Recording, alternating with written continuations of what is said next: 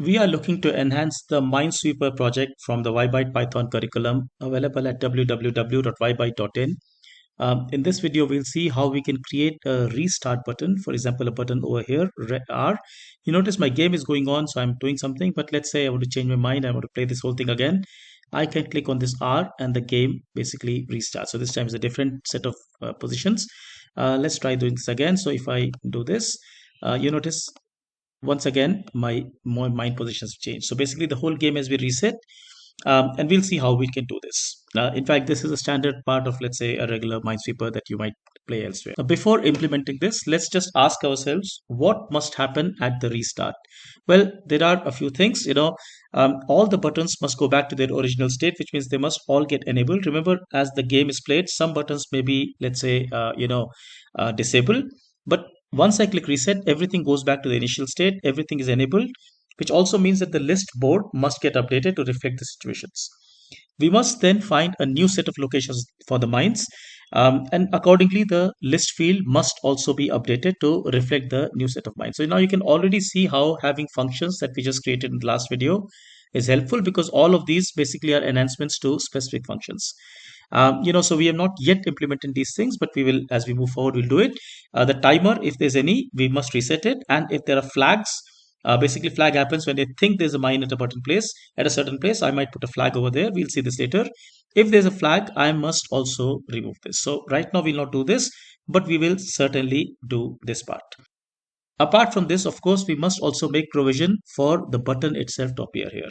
So the way I'm going to do this is that I'm going to use the concept of, so I'm going to create a frame where I can hold all these buttons. I'm going to call that, let's say, the control, say frame. And again, this is basically tk dot frame. So this is a frame which must reside on the window. And I'll give a small little, let's say, cushioning on the y direction. So pad y2 is nice so that it kind of stays a little bit away from the buttons. Having done this, I'm going to place this control frame dot, let's say, grid. I'm going to place this at row equals to 0 and column equals to 0. So it kind of appears right up there. Now, having done this, I'm going to create a reset button inside this frame. So I just say reset, let's say button is, well, tk dot button. Now this must reside in the control frame. So I just go and say control frame. I'm going to put a text of, let's say, R on this, and I will define a function.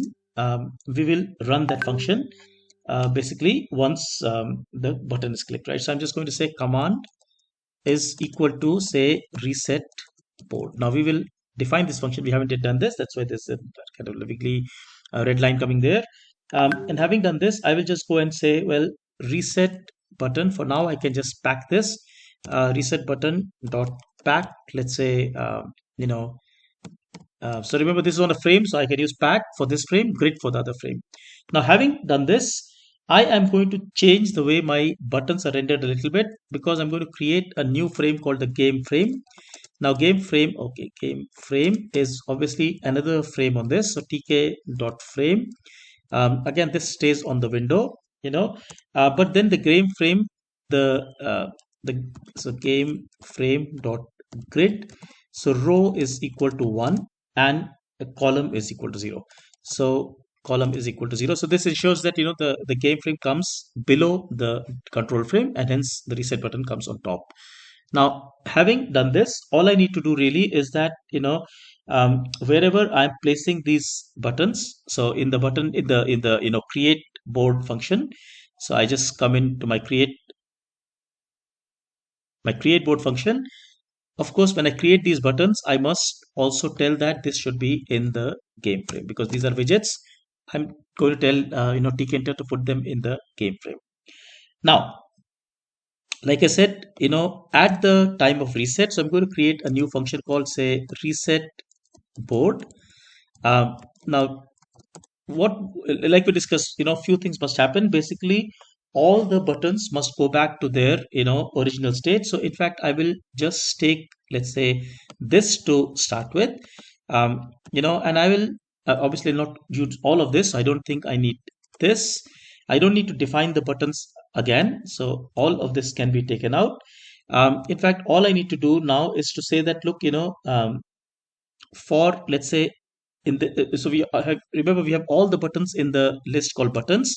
So I just go and define for each of these buttons. So buttons, let's say KK and JJ. So as addressing every button, the state of that I'm going to make it as, let's say, normal, so that they can be again, let's say, played.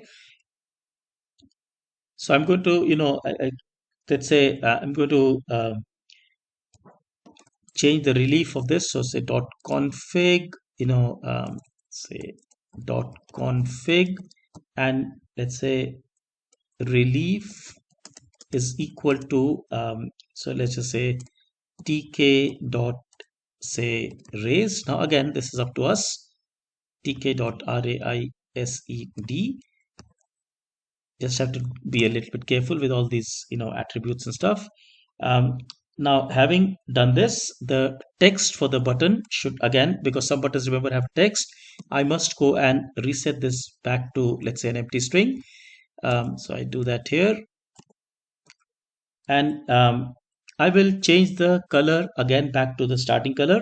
Now it turns out that the original color that I had, so I just go and say dot config, say dot config, let's say bg is equal to so we'll use, let's say, hashtag d9d9. Now this was the color of the buttons that I'd been using. Now having done this, I'm going to just call my, so this will, remember, reset all the buttons on the list.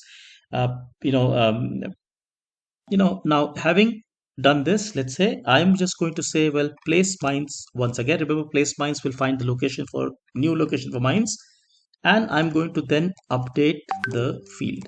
However, I need to make an important change here. Notice that these are parts of the same function, reset board.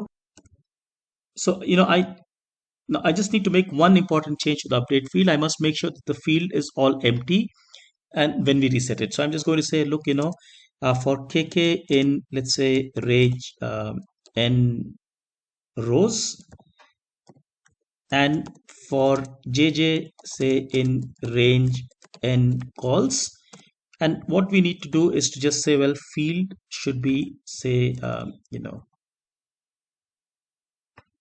so field, say, KK and JJ should be set to 0. Now this should really be about it.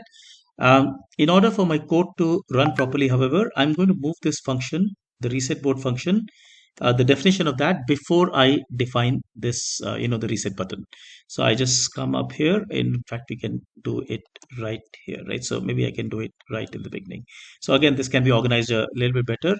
Can just put some comments that say define the frames and the widgets.